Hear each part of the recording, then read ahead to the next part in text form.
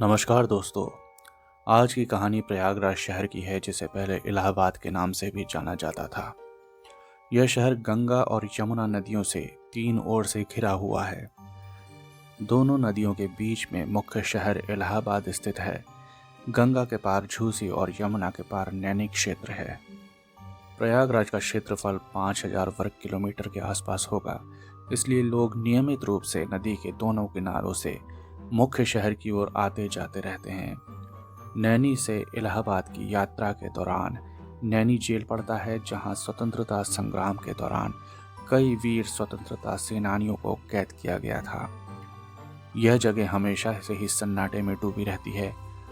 खास तौर तक लेट 90s और 2000 के शुरुआत तक यहाँ पे बहुत ज़्यादा सन्नाटा हुआ करता था। तो आइए अब कहानी की शुरुआत करते हैं। और ये कहानी है 22 वर्षीय युवक विक्रम की, जो नैनी में रहता था। विक्रम अपने दोस्तों के साथ शहर के ममफोर्डगंज मोहल्ले में मज़े कर रहा था। यह नवंबर या दिसंबर का महीना था और सर्दी अपने चरम सीमा पर थी। अचानक बारिश शुरू हो गई, जिससे विक्रम को रात को अपने दोस्त के घर रुकना पड़ा। जब बारिश थम गई तो उसने घर लौटने की सोची। उसके दोस्त ने कहा, रात काफ़ी हो गई है, करीब 11 साढ़े 11 बज गए हैं। रात में वो उसके घर ही रुक जाए। लेकिन विक्रम ने सोचा कि अगर एक बार मैं घर चला गया तो इत्मीनान से अपने पलंग पे सोऊंगा। यह सोच उसने घर जाने का मन बना लिया और बाहर की ओर निकलने लगा।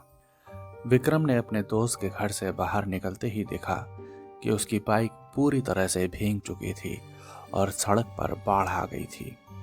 उसकी बाइक उस बाढ़ के पानी में गिर गई थी। बाढ़ धीरे धीरे साफ होने लगा, लेकिन उसकी बाइक का इंजन खराब हो गया, क्योंकि बाइक के इंजन में काफ़ी मात्रा में पानी भर चुका था और उसकी बाइक अब स्टार्ट नहीं हो रही थी।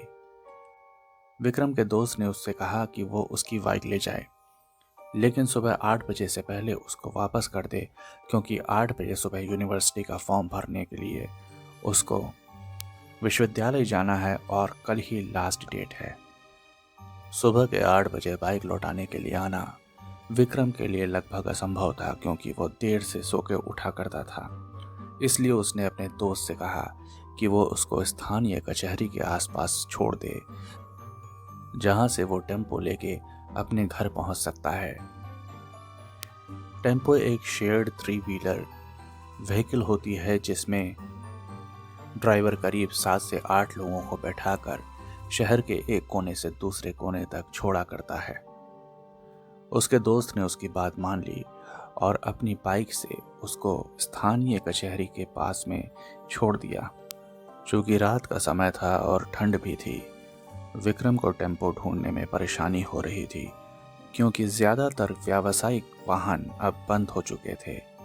किसी तरह से उसको एक टेम्पो मिल तो गया, जो उसके घर नैनी की ओर ही जा रहा था, लेकिन वो अकेला यात्री था।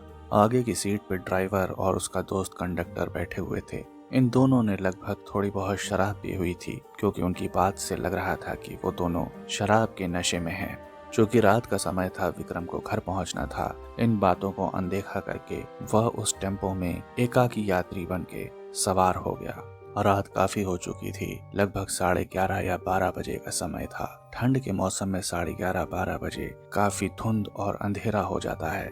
विक्रम को भी नींद आ रही थी। विक्रम की आंखें झपकने लगी थी और वह समय समय पर झपकी लेने लगा था। जब टेम्पो यमुना नदी के पुल के पास पहुंचा तो एक अधेड़ उम्र की महिला ने टेम्पो को रोका और विक्रम की सहयात्री बन गई। टेम्पो में चढ़ने के बाद वो विक्रम के सामने वाली सीट पर जाकर बैठ गई। चूंकि विक्रम सो रहा था, बीच बीच में झपकी ले रहा था, उसने अपनी आंखें थोड़ी सी खोली और देखा कि वह एक गांव की मजदूर महिला लग रही थी। वो मध्य आयु की थी और उसकी फटी और पुरानी साड़ी काफी मैली कुचैली सी थी। रात काफी हो चुकी थी और अंधेरा काफी होने के कारण विक्रम ने उसका चेहरा ठीक से नहीं देखा, या शायद उसने अनदेखा कर दिया।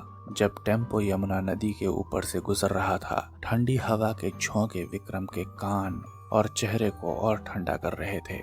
ठंडी हवा से बचने के लिए विक्रम अपने आप में सिकुड़ता चला गया और आंख बंद कर टेम्पो के एक कोने की सीट पर दुबका हुआ बैठा रहा। जब भी बीच में उसकी आंख खुलती तो उसको ये महसूस होता कि वो अधेड़ उम्र की औरत जो उसके सामने बैठी है उसको बिल्कुल भी ठंड नहीं लग रही है।